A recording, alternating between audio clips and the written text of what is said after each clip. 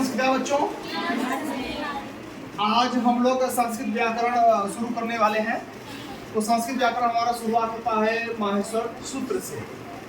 तो हम लोग संस्कृत पढ़ें और माहेश्वर सूत्र ना पढ़ें तो ऐसा तो हो ही नहीं सकता।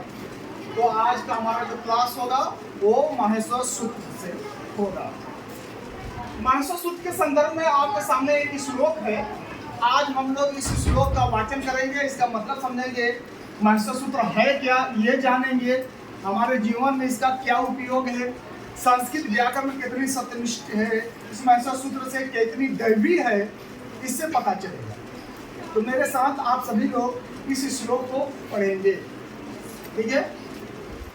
नृतावसाने नटराज राजो ननाद ढक्काम नव पंचवारम ऊर्ध्वर्धु काम सनकादि सिद्धाम एतद् विमर्शे शिवसूत्र जालम।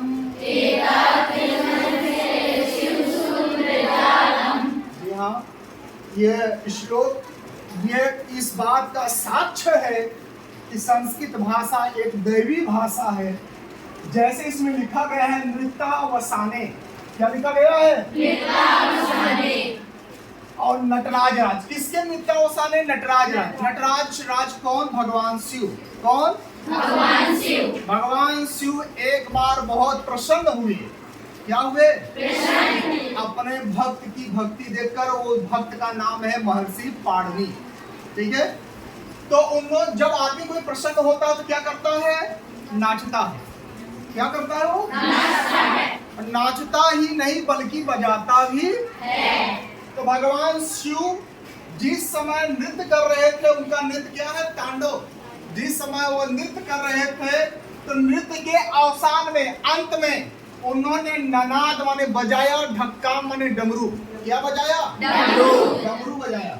और कितनी बार बजाया? 9 पंचवारम। कितनी बार? 9 पंचवारम। 9 5 कितना? 14 बार बजाया, ठीक है। और ऊर्ध्व काम सनकादि सिद्धांत, उस डमरू से जो आवाज निकली सनक आदि सिद्धों के विमर्श में, उसी आवाज को हम शिव सूत्र जाल के नाम से जानते हैं। क्या नाम है? शिव सूत्र जाल। तो देखिएगा वो आवाज किस तरह से है। यहाँ पर भगवान शिव का नृत्य है, तांडव नृत्य है, दिखाई दे रहा है सभी को। और डमरू जो बजा रहे हैं उस डमरू से आवाज निकली है, ठीक है। कितने आवाज है? 14। अब इस आवाजों को इस तरह से हम लोग पढ़ेंगे। आयुड़, रिंलिक, एओंग, आयौच, अयवरट, लड़, यमंगड़नम, झवय, घड़दस, जवगड़दस, अफ छठथ, चटतव, कपय, शख, शख शर, हल।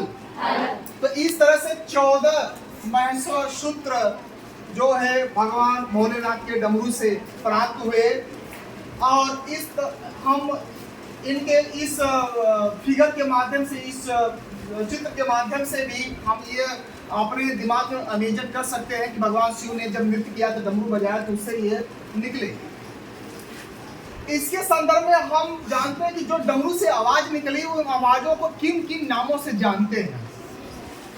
उन आवाजों को हम जानते हैं माहेश्वर सूत्र के नाम से। महेश से उत्पन्न माहेश्वर, महेश से उत्पन्न माहेश्वर सूत्र जो यह है वह भगवान शिव से उत्पन्न है, इसीलिए उसको माहेश्वर सूत्र कहा गया है।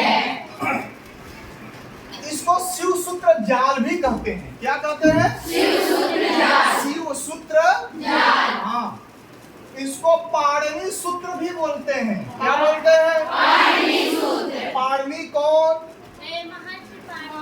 महर्षि पाणिनि, जिन्होंने माहेश्वर सूत्र या अष्टाध्यायी लिखा है, जिनकी बुद्धि का आज तक कोई अंदाजा नहीं लगा पाया, वो महर्षि पाणिनि जिन्होंने ये सूत्र को लिखा है, उनके नाम से इसको हम जानते हैं पाणिनि सूत्र।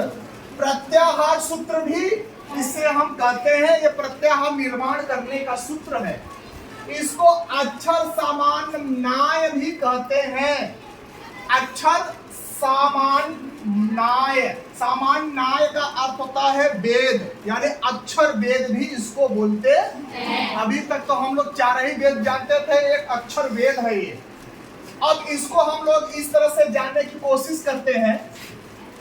और यहाँ पर देखिएगा आपके सामने एक 14 महर्षि सूत्र है, और इसमें देखिए मैंने इसको ग्रीन से कर दिया है, सूत्र नंबर 1 से लेकर 4 तक हरे में कर दिया है। इसका मतलब यह है कि 1 से 4 तक सभी स्वर हैं। क्या है? स्वर है। तो अयुड़ रेलवे का एओंग एऔच ये स्वर है, यानी कि अ से लेकर चलेंगे 4 तक इसको अच प्रत्याहार भी बोलते हैं। और अच प्रत्याहार में सभी स्वर ही आते हैं। सूत्र नंबर 1 से 4 तक सभी स्वर हैं।